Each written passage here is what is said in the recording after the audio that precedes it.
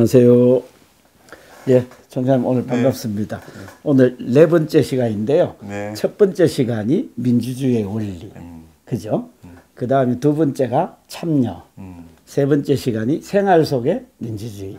이제 오늘 네 번째 시간인데요. 그렇게 됐나요, 벌써? 예, 오늘 그 국민주권. 네. 예, 우리 초등학생들이 국민주권을 어떻게 배우고 있나, 또 어떻게 배워야 되나, 이거에 대해서 오늘 교원대학교 전 총장님, 김주성 총장님 모시고 오늘 좋은 말씀 듣도록 하겠습니다. 감사합니다. 이거 보니까요, 처음에 딱 국민주권 해가지고 투표하는 거, 이 투표가 이제 국민의 권리니까, 그죠? 그렇죠. 이게 이제 우리 며칠 지났는데, 이게 나옵니다. 이것과 관련해서 혹시 뭐 좀. 이 민주주의라고 그러면 지금 현재 이제 선거입니다. 예. 그래서 이렇게 선거에 대한 이야기를 많이 했죠. 예. 그 앞에서 1장에서도 했고 2장에서도 주로 많이 했는데 예.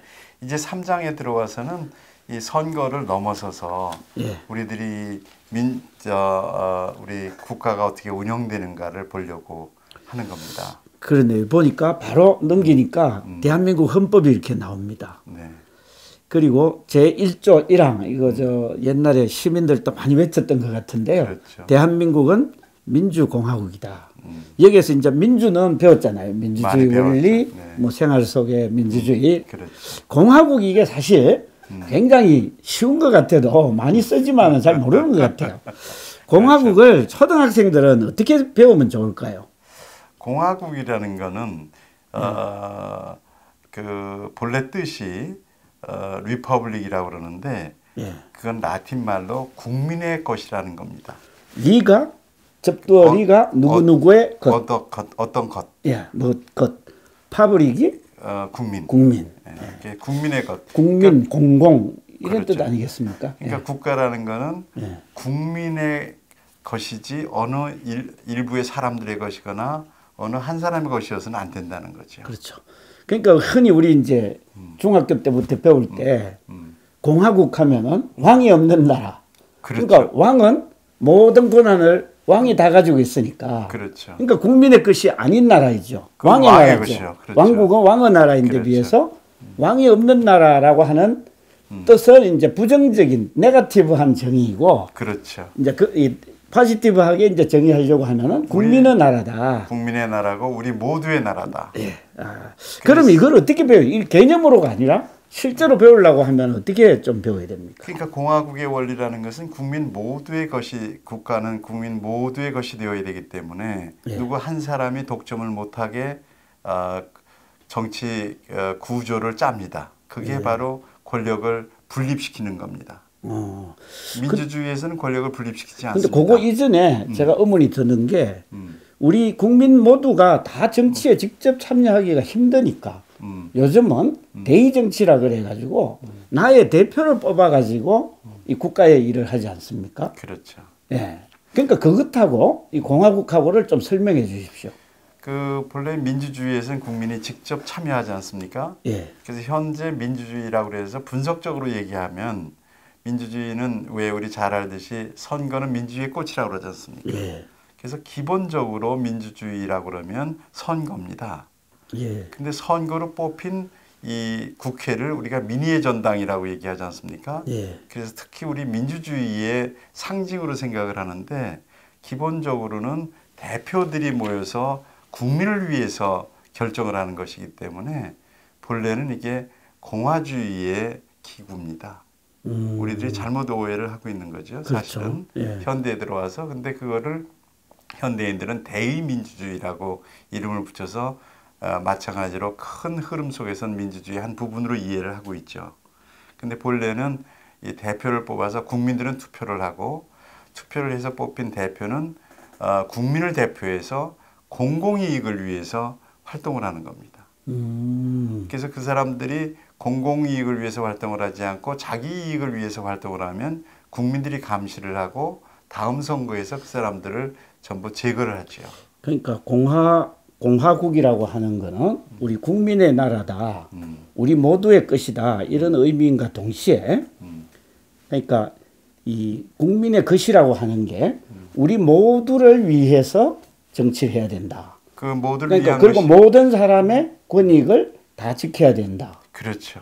그런 의미로 이제 공화국 네. 혹은 공화주의를 이제 공부하면 되겠는데, 근데 이거 보니까요, 제가 교과서를 보니까 여기에 국민은 자신의 권리를 어떻게 지킬 수 있을까요 하는 건데, 내 자신의 권리라고 하는 거는 이제 헌법에 보장이 돼 있잖아요. 그렇죠. 그런데 이제 여기에서 이제 더 이제 중요한 거는 이 국민 모두를 위한 어떤 그 시스템이라든가 국민 모두의 어떤 그 이해와 관계되는 것, 이것들을 어떻게 공정하게 운영하느냐, 이런 게 이제 상당히 중요할 것 같거든요. 근데 여기에는 이게 저는 뭐하고 관계되는지 모르겠어요. 그러니까 아까 저 앞에서 배운 그 소위 그 참여라든가 민주주의의 원리에서 좀 이거 배워야 되는 거 아닌가 하는 생각도 드는데, 여기에 보니까 뭐 유신철폐, 독재타도, 유신시절 긴급조치는 위헌이다. 유신헌법 당시 긴급조치는 국민주권에 반하고 표현의 자유를 침해합니다. 이렇게 되어 있어요. 이거는 지금 이제 설명하시는 이거하고는 무관한 건 아닌데 약간 핀트가 다른 것 같은데, 이거 어떻게 봐야 됩니까? 이거? 요거는 이제 우리가 많이 공부를 했죠. 1장에서 많이 공부를 했습니다. 그러니까요. 여기에서 단지 문제는 뭐냐면 그 독재라는 것은 권력을 한 사람이 다 쥐고 있기 때문에 독재라고 그래서 그것이 없어져야 된다는 뜻에서 여기다 붙여놓은 것 같습니다. 예. 근데 우리는 여기에서 이것으로 표현하면 공화주의의 실체보다는 공화주의에 반대되는 것들만 그 배우게 되니까 어서 빨리 그 내용으로 넘어가는 것이 좋죠. 그렇죠. 제가 이렇게 생각하기도 이미 국민들은 자신의 직접적인 권익, 개인의 권리라든가 이런 거에 대한 이제 자각은 상당히 돼 있잖아요. 우리 사회적으로도 보면은. 그렇죠. 근데 우리 사회적으로 문제가 이제 이 공공의 이익, 그렇죠. 공공 질서, 공공의 안녕, 공공의 시스템. 그렇죠. 이런 것들을 어떻게 보다 더 잘 운영을 하고 또 그게 손상되지 않도록 하느냐. 이거에 이제 더 관심을 가지도록 학교에서 교육해야 될 것 같은데, 그거하고는 좀 핀트가 다르다. 이제 우리들이 좀 더 깊이 천착을 해야 될 거라고 생각이 듭니다. 예, 알겠습니다. 자, 그 다음에 이제 보니까 이제 국회에서 하는 일, 아마 그 다음에 이제 뭐 행정부에서 하는 일, 법원에서 하는 일, 이렇게 돼 있는 것 같네요. 그죠? 그렇죠. 정부, 법원. 예. 이 두 장씩 이렇게 상당히 그 내용은 많네요. 그러니까 상권 분립을 얘기하는 건데요. 그렇죠. 상권 분립을 얘기하고 그 다음에 이제 견제와 균형을 얘기하는데 뭐 큰 문제 없이 잘 기술됐습니다. 아, 그렇습니까? 이거는 잘 돼 있습니까? 네, 뭐 여기에서 이제 무엇을 하는지를 살펴보는 거기 때문에 국회가 어떤 일을 하느냐. 그렇죠. 뭐 이제 법을 만드는 일을 한다. 또 예산을 뭐 심사하는 일을 한다. 이런 게 잘 돼 있습니까? 그러니까 여기에서 이제 하는 것만 잘 가르쳤는데 기본 정신은 여기에서 정말 이 법을 만든 것이 국민을 위한 것이냐 라는 부분에 대해서 고민을 많이 하게 해야 됩니다. 법을 만들면 꼭 누구는 이익을 보고 누구는 손해를 보게 돼 있거든요. 그런데 그 법이 나와서 우리 모두 전체로 봐서 이익이 되느냐라는 부분에 대한 생각을 하게 만들어줘야 되는데, 여기서 그래서 이제 기능적인 것들만 많이 가르쳐서. 아, 그렇군요. 또 하나는 견제도 있잖아요. 견제. 국회가 이제 견제해야 되는 거는 행정부 아니겠어요? 그렇죠. 행정부 집행에 대해서 견제하는 거는 잘 서술되어 있습니까? 여기 뒤에 나와 있습니다. 정부에 그러면은 정부에서 하는 일, 이것도 기능은 잘 서술되어 있다 이거네요. 잘 서술되어 있죠. 근데 좀 오늘날 현실적인 필요에서 봤을 때 좀 부족한 부분이 있다면 어떤 걸 얘기할 수 있습니까? 뭐 여기 정부에서 하는 일이라고 하는 것은 결국 이제 국민 전체를 위한 일을 해야 되는 건데, 국민 전체를 위해서 공공이익을 위해서 한다는 건 참 어려운 일이거든요. 그래서 그 어려움이라는 부분을 같이 우리들이 이해도 해줘야 되고 아니면 감시도 해야 됩니다, 국민이. 그래서 그 부분에 대한 정신이 살아있어야 되는데, 뭐 그 초등학교라서 아직 거기까지 다 가르치긴. 그러니까 여기에서도 이제 좀 기능별로는 잘 이렇게 분류가 된 것 같은데, 예를 들어서 공화주의의 정신에 의해서 어떻게 이 일을 해야 되느냐. 그렇죠. 이런 거 이제 좀 중학교라든가 고등학교로 가면서 이제 배우면 되겠네요. 그렇죠. 예. 자, 법원에서 하는 일. 법원에서 하는 일은 재판하는 거, 이거 그냥 저도 생각하는데, 그거 말고 더 뭐 중요한 일이 있습니까? 법원에서 하는 일이 많죠. 이 재판뿐만이 아니고 이 정부의 그 중요 직책들을 탄핵을 할 수 있지 않습니까? 대통령을 탄핵할 수 있고 헌법재판소에서 국회의원도 탄핵을 할 수 있고 뭐 이런 그 견제 균형의 기능이 굉장히 많죠. 진짜 요즘 헌법재판소가 저희들 굉장히 친근하게 느껴지는데 여기 나오네요. 뿐만 아니고 저기도 할 수 있죠. 유연 판결도 할 수 있고 그렇기 때문에 굉장히 중요한 역할입니다. 그래서 공화주의의 가장 중요한 기관이 사실 그 로마에서는 원로원이었지만 지금으로서는 이제 이 법원이 굉장히 중요한 역할을 합니다. 보니까 국가의 일을 나누어 맡아야 하는 까닭을 알아봅시다 이렇게 됐는데 보니까 루이 14세가 나와요. 네. 근데 제가 이제 이렇게 보기로는 초등학생들 세계사 안 배우거든요. 아 그렇군요. 그래서 루이 14세를 사실 좀 몰라요. 그래서 이거 적절하게 인물이 좀 바뀌어야 될 것 같은데. 이게 루이 14세가 태양왕이라고 해서 그 절대주의 왕을 절대권을 쥐었었던 거기 때문에 여기에 이제 뭐 지미 국가다 이런 걸로 이제 중학교 가면 세계사 시간에 배우는 분인데 초등학교 이걸로 나온다는 게 조금 또 너무 옛날 얘기고요. 그러니까 현대 얘기를 한다면 뭐 가까운 것으로는 북한의 김일성이라든가 그렇죠. 신격화까지 돼 있으니까 그거는 뭐 왕을 넘어가지고 아예 신이니까 그죠. 중국의 마오쩌둥이라든가 소련의 스탈린 정도는 아이들이 다 알지 않을까 싶어요. 그렇죠. 뭐 히틀러라든가 그리고 저 히틀러라든가 무솔리니라든가 그렇죠. 하기사 뭐 히틀러, 무솔리니 뭐 이런 사람들도 다 모르고요. 김일성은 잘 아니까 김일성 너무 좋겠네요. 김일성은 루이 14세보다 권력이 훨씬 더 컸습니다. 그러니까 신격화됐으니까. 훨씬 권력이 컸습니다. 자, 그래서 이제 권력 분리, 국가의 일은 왜 나누어 맡아봐야 되나요? 왜 그렇습니까? 왜 상권 분리? 우리 말은 많이 하는데 왜 상권이 분리돼야 돼요? 옛날처럼 훌륭한 임금님이 세종대왕 같은 훌륭한 임금님이 국민들로부터 존경을 받으면서 그냥 혼자서 다 알아서 국민을 위해서 소위 그 민본 정치라고 하지 않습니까? 그렇게 해주면 좋을 것도 같은데. 맞습니다.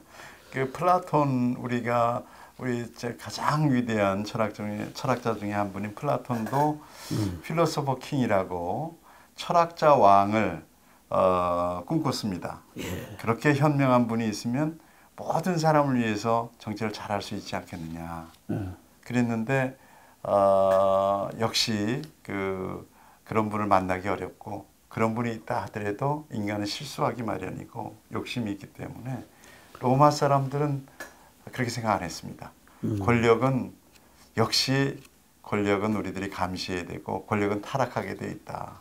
아무리 훌륭한 분이 갖고 있어도 아무리 훌륭한 분이 권력을 행사하더라도 그러니까 지금 이 말은 우리 교과서는 사람보다는 시스템이 중요하다. 그 중요한 거죠. 그 부분을 잘 보라는 뜻입니다. 그런 것 같네요. 그죠? 그렇죠. 알겠습니다. 그럼 여기에서는 어떻습니까? 뭐 일상생활에서 민주정치의 원리가 적용된 사례를 찾아봅시다 하는데 이건 아마 민주공화국이라고 하는 그 이제 관점이 어떻게 이제 적용되느냐 이거겠죠. 그죠? 특히 공화주의라든가 앞에는 민주주의가 우리 생활 속에서 어떻게 실천되는지 하는 게 사례들이 나왔었거든요.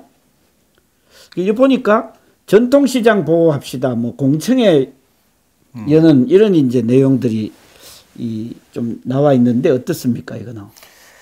이게 이제 앞에서 일상생활에서 민주주의 할 때 나왔던 이야기랑 비슷합니다. 거기서 나왔던 거는 이 주민들이